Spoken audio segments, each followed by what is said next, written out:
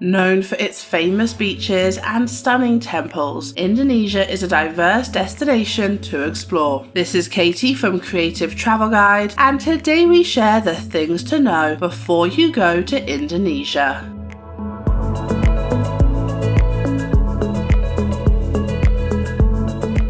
Looking for more travel tips? Make sure to hit subscribe and ring that notification bell. So firstly, let's look at the best time to visit.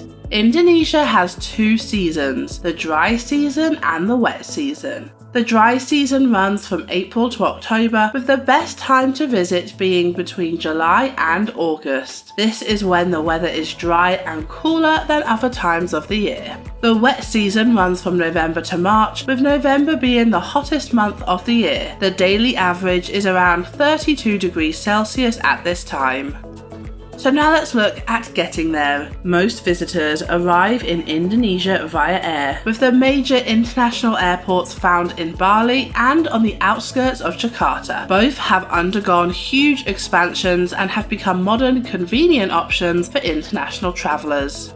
US travellers will have to fly via Asia or Europe, resulting in a flight of around at least 20 hours, whilst flights from Europe can take less than 20 hours depending on your starting destination. Direct flights to Jakarta are available from Amsterdam, London and Istanbul, as well as various cities in the Middle East and Asia. It is possible to travel to Indonesia via ferry when visiting from Singapore, Malaysia and the Philippines, whilst cruise ships do stop at certain ports in the country too.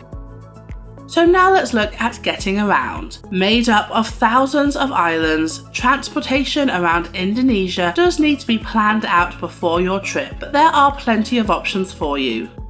Water transportation is a very important part of transportation around the country, with several ferry services offering journeys between the main islands. Ferries are busy all year, but avoid travel during weekends and national public holidays, as this is the busiest time for travellers and locals. Buses are available between destinations on the same island, with most being inexpensive and easy to book. However, they can be slow and cramped. Alternatively, you can use the tourist shuttle buses for a more comfortable, air-conditioned option. Flying is the quickest and sometimes cheapest way to travel between the Indonesian islands, especially if you're able to book flights in advance. So now let's look at the typical prices. Of course, prices are going to vary greatly depending on where in Indonesia you are visiting, but let's look at a rough guideline based on the major travel destinations in Indonesia. Hostel dorm beds in Jakarta can be found from 103,000 Indonesian rupiah, whilst dorm beds in Bali begin at around 120,000. Budget private rooms begin at 220,000, whilst mid-range hotel rooms begin at around 500,000. If you are looking at booking a 5-star hotel, expect to pay at least 1 million Indonesian rupiah. Bakery items and local breakfast items begin at 20,000, while soup and rice dishes begin at 17,000, fast food meals begin at 45,000, and local dishes in more residential areas will begin at around 20,000. A sit-down meal begins at 70,000, but expect to pay double or more when eating at Western or international restaurants. Indonesia is a fairly affordable place to visit, but there are ways to save money, ideal for those on a tight budget. Firstly, choose your islands carefully. Bali is much more expensive than Java, for example, but both are beautiful places to explore. If you aren't too bothered about relaxing on a beach and you're mainly in the country to see all of the attractions, then visit during the rainy season, as this is the cheapest season to travel. You could also use AirAsia and Lion Air for domestic flights in the country. If you are planning on staying in one area for an extended period, it could often be more affordable to book a long-term villa or bungalow via websites like Airbnb. Hailing a cab is cheaper than using the Grab app, which is similar to Uber, but make sure the taxi driver turns on the meter.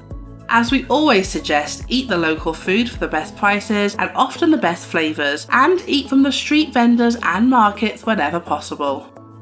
So now let's look at some of the best things to do. Indonesia has a lot to offer visitors, whether it is relaxing on the beaches of Bali or visiting the ancient temples, such as the most popular temple, Borobudur. There is plenty of sites to choose from.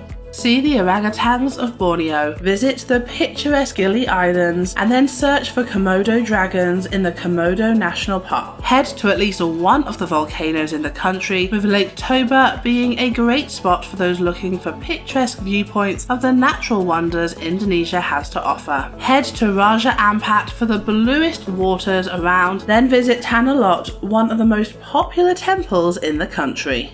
Take a trip out to the rice fields, get lost in the city of Jakarta, and eat plenty of the local foods. Still not convinced? Watch this video to find out the 10 reasons to visit Indonesia. Then to learn about the best places to visit in Bali, watch this video. We hope you have an incredible time no matter where you choose to visit, and stay creative.